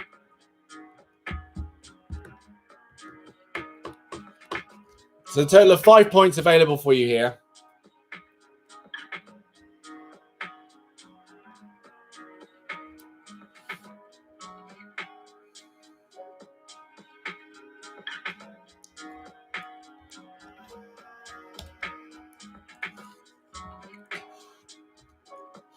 So Grace and Jack, if you want, I'm going to give you another chance, unless that's your answer, that's fine. So yeah, big brain time. And while you do that, I'm going to get some water and then find out what your answers are when I get back. All right, see you later, guys. Woo!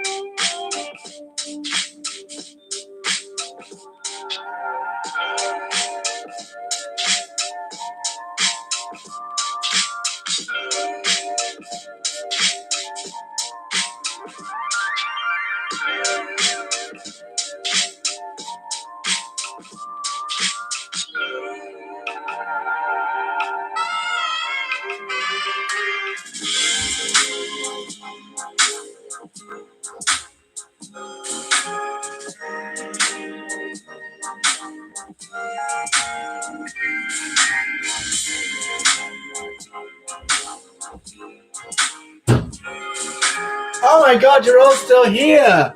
Amazing. Wow. Good stuff, everyone. I actually took longer because the postman had just come by when I went downstairs. So I was hoping I would be able to get the parcel. I don't know if it's arrived or not, but we've got something in the post. Right, so what have we got? What have we got? Okay.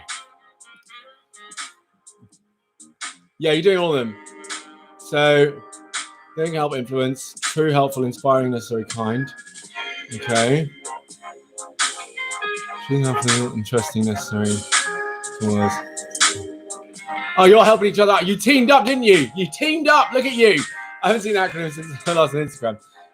Should we all say the answers again so it's clear? All right, I'm waiting then.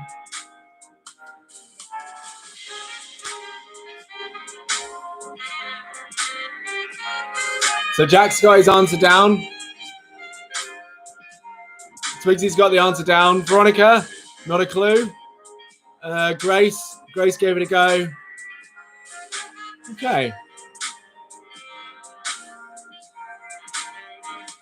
Cool. All right then. So it's 1 point for everyone you get right. So here we go. The answers are, it's true. So for example, before you post, let me just turn this down. Sorry, this gets really loud. Before you post, you've got to ask yourself, is this true, what I'm posting? Right? Whether it's a share from anywhere, is it true? First thing. Second one, is it helpful? Does it help? Does it help in some way? Right? Not to say if it doesn't help, then don't post it, but just check. Is it helpful? The I is indeed inspirational. Does it inspire people in some way? Make it inspiring, you know? Make it something nice if you can.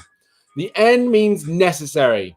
Is it necessary to post? We've all seen that post that really didn't need to be posted, and they didn't do the think acronym beforehand. They clearly just posted it. It's like, you didn't need to post this. And actually, I love that because that's actually a legit response I see sometimes. You literally could have gone ahead and not posted this. you really typed this out and still hit post. I love it. And then the K means kind. Make sure it's kind. Is it kind? Make sure it's kind. So congratulations to Jack and Twigsy. You did a little bit of teamwork there. Bit naughty, but hey ho, there you go. So Grace, you got 3. No, what did you get? 2. You got 2 points. Well done, Grace. Good work. Jack, you got 5. Twigsy, you got 5. And Veronica, you stay where you are there. So at the end of this quiz, at the end of this wonderful quiz, Jack, you came in first with 31 points. Well done. Twigsy came second with 30, and Grace, you're third with 28. So good work to you guys. Excellent stuff. I'll tally up your scores here. Twigsy, where are you? There you are. Boop. And Grace, where are you? There you are. Fantastic. All right. Good work, people. Superb stuff. And of course, as always, that concludes today's episode of DansDen Live. I'm going to hop off and make a phone call. But guys, thank you very much for today. Really appreciate it. Really appreciate the conversation. Really appreciate the input, the engagement. It's great. If you actually have a topic you want to discuss or you want to go for, then of course, you can either email them to me or you can raise them in the chat. You can bring them up here and we'll discuss. We'll go through it, much like we've done today. But of course, I usually try and come in with my own topic because I think that helps quite a bit. But here we go. Once again, nearly 2 hours of a live. It's mental. But yes, have a great day, everyone. Love you all, and I'll see you tomorrow. See you later, guys. Bye.